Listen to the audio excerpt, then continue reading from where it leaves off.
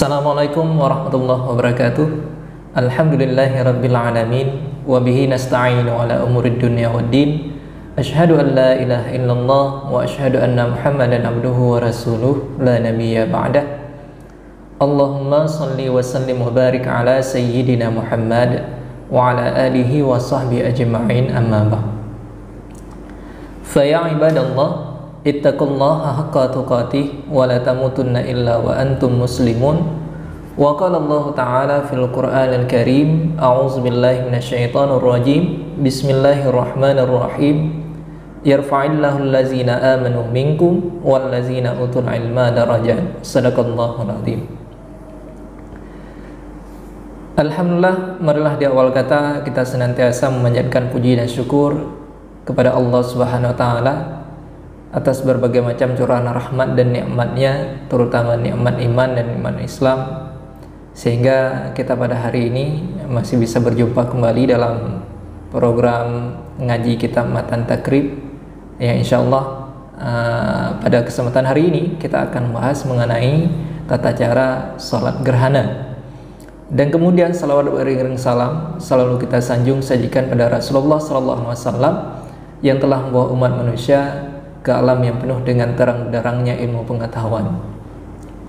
Jadi para sahabat catatan fikih yang mulia, sebagaimana informasi yang kita dapatkan beberapa hari ini bahwa gerhana bulan akan terjadi pada tanggal 26 Mei di tahun 2021 ini, karena gerhana ini merupakan sebuah fenomena alam yang jarang-jarang terjadi, terkadang membuat kita menjadi terlupa bagaimana tata cara pelaksanaan sholat gerhana. Sebab sebagaimana yang dianjurkan dalam syariah, ketika terjadi gerhana, baik gerhana bulan maupun gerhana matahari, disunnahkan untuk mengerjakan sholat gerhana. Namun bagaimana tata cara pelaksanaan sholat gerhana? Apakah sama dengan salat-salat seperti salat sunnah pada umumnya, ataupun ada hal yang berbeda?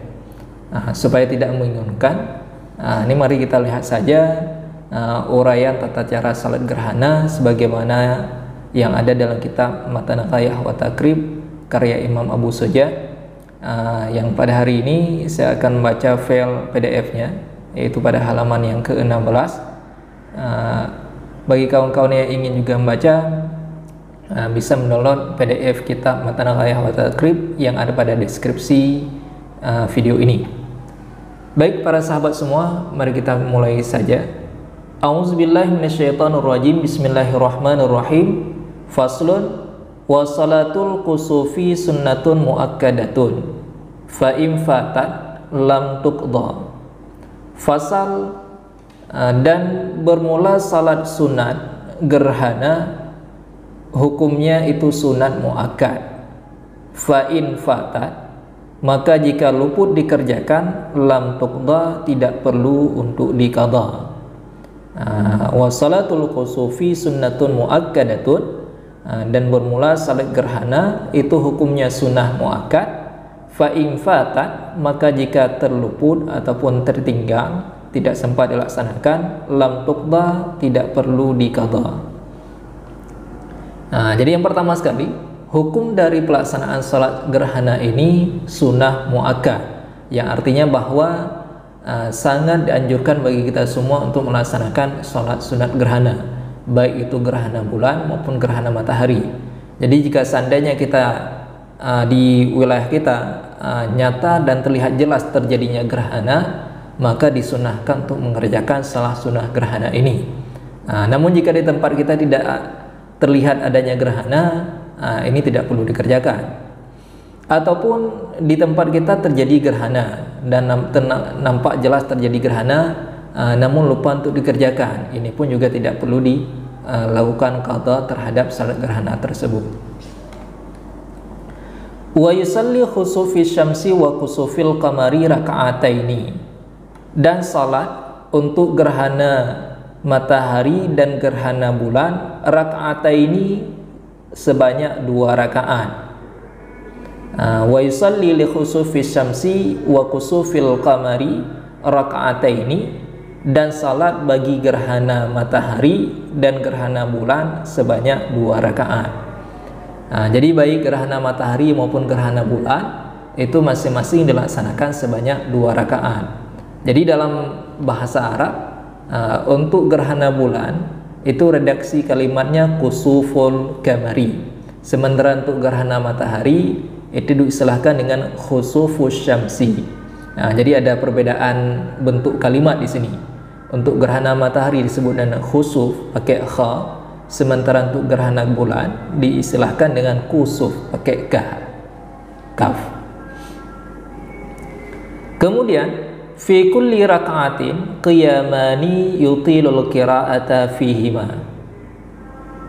Pada tiap-tiap satu rakaat tersebut, qiyamani itu terdapat 2 berdiri, yutilul qira'ata fihima, yang dipanjangkan qiraah pada keduanya. Wa ruku'ani, dan terdapat pada setiap satu rakaat tersebut 2 kali ruku'.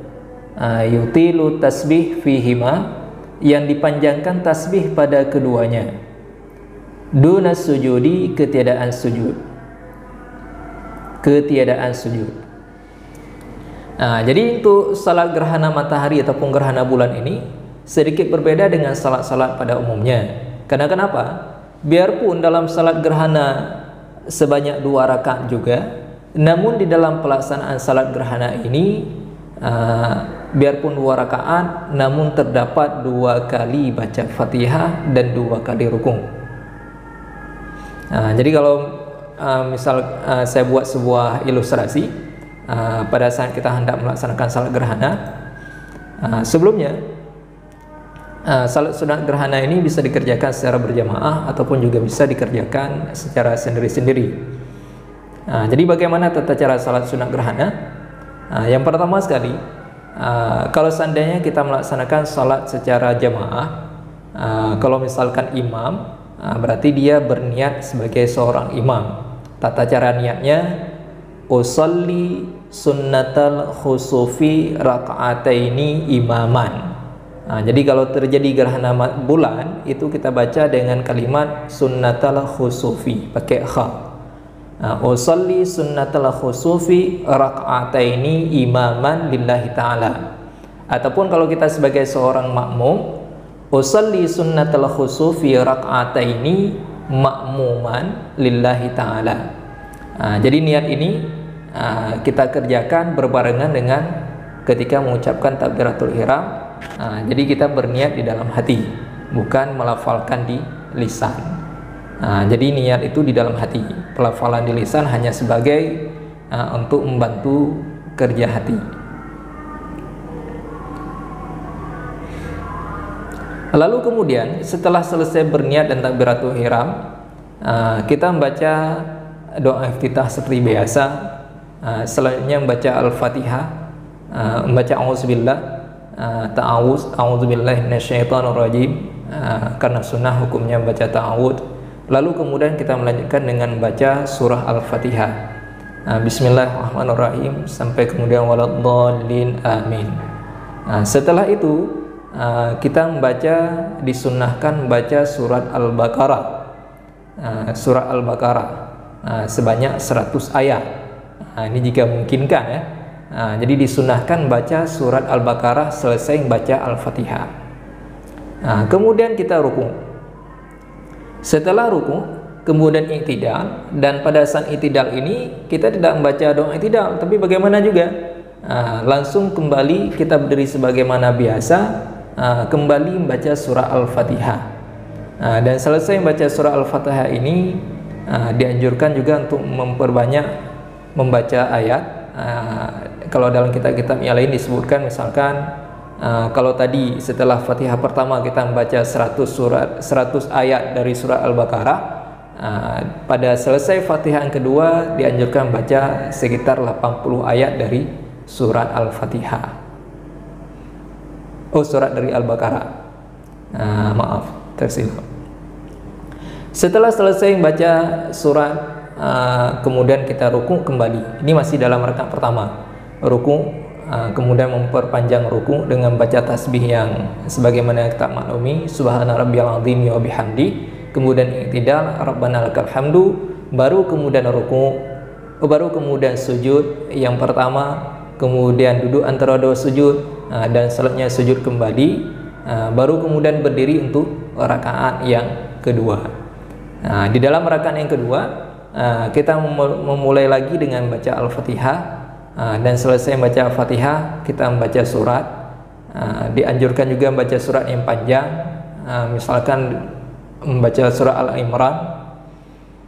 Lalu setelah itu ruku kembali. Setelah ruku kemudian i'tidal, dan dalam i'tidal pada rakaat yang kedua ini kita berdiri lagi sebagaimana biasa, kemudian membaca kembali Al-Fatihah. Setelah itu kita baca surat, apa misalkan surat yang panjang-panjang seperti surah An-Nisa. Setelah itu baru ruku kembali, kemudian i'tidal, baru kemudian sujud yang pertama, duduk antara dua sujud, kemudian sujud yang kedua, dan terakhir duduk tasyahud akhir. Sehingga kesimpulannya kan, salat sunat gerhana dikerjakan sebanyak 2 rakaat. Di dalam 2 rakaat ini, masing-masing pada rakaat pertama terdapat sebanyak 2 kali pembacaan Fatihah dan 2 kali pembacaan surah, serta 2 kali melaksanakan rukuk. Dan kemudian pada rakaat yang kedua juga sama, pada masing-masingnya terdapat 2 kali berdiri dan 2 kali baca Fatihah, serta 2 kali membaca surah dan 2 kali rukuk. Sehingga salat sunat gerhana ini, biarpun dia sebanyak 2 rakaat, namun ada 4 kali pembacaan Fatihah, serta terdapat 4 kali pelaksanaan rukuk. Sementara sujudnya sebagaimana biasa. Jadi inilah hal yang membedakan antara salat biasa dengan salat gerhana. Jadi dalam salat gerhana, pada rakaat pertamanya terdapat 2 kali baca Fatihah, 2 kali berdiri, dan 2 kali rukuk. Sementara salat biasa cuma sekali saja baca Fatihah, kemudian rukuk, selesai i'tidal, lalu sujud.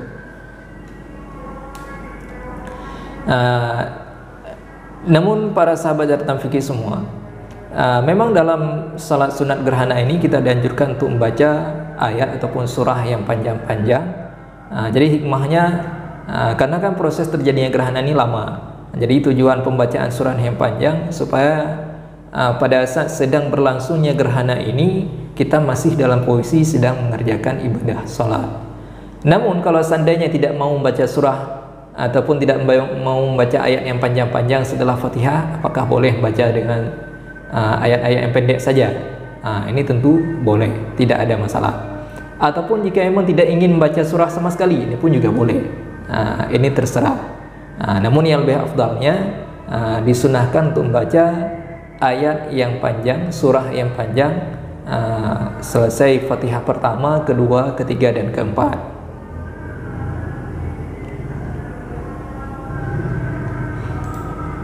Dan kemudian lagi, masih dalam kitab Matan Ghayah wa Takrib, wa yakhtubu ba'daha khutbataini yusiru fi kusufi syamsi wa yajharu fi khusufil qamari. Dan dilaksanakan khutbah sesudah wa yakhtubu ba'daha khutbataini, dan dilaksanakan khutbah sesudah salat gerhana sebanyak 2 kali khutbah. Jadi setelah pelaksanaan salat gerhana ini kita mengerjakan khutbah. Jadi mirip-mirip sebagaimana pelaksanaan salat 2 hari raya. Jadi salat 2 hari raya kita salat dulu, baru kemudian sang khatib berkhutbah sebanyak 2 kali khutbah. Jadi 2 kali khutbah sama seperti khutbah hari raya. Namun demikian, kalau kita mengerjakan salat secara sendiri-sendiri, tidak mengerjakan secara berjamaah, kita salat sendiri di rumah, tidak ada orang lain, ini nggak masalah kalau seandainya tidak khutbah. Tapi kalau kita salat berjamaah, misalkan di masjid ataupun di musalla ataupun di manasa, kemudian ada yang ingin berceramah, berkhutbah, berarti selesai salat baru kemudian dilaksanakan khutbah. Dan yang terakhir, yusiru fi khusufil syamsi wa yajharu fi khusufil qamari. Dalam pelaksanaan salat sunat gerhana, yusiru fi khusufil syamsi, jadi bacaan tetap disir, dipelankan bacaan dalam salat gerhana matahari, wa yajharu fi kusufil qamari, dan dijiharkan dalam pelaksanaan salat sunat gerhana bulan. Ini sama seperti pelaksanaan salat malam dengan salat di siang hari. Kalau salat malam hari kita dijihar, kalau salat di siang hari kita disirkan. Makanya kalau seandainya terjadi gerhana matahari, itu pelaksanaan salatnya disir saja. Tidak perlu membaca bacaan yang terdengar sampai ke makmum. Cukup didengar sendiri masing-masing.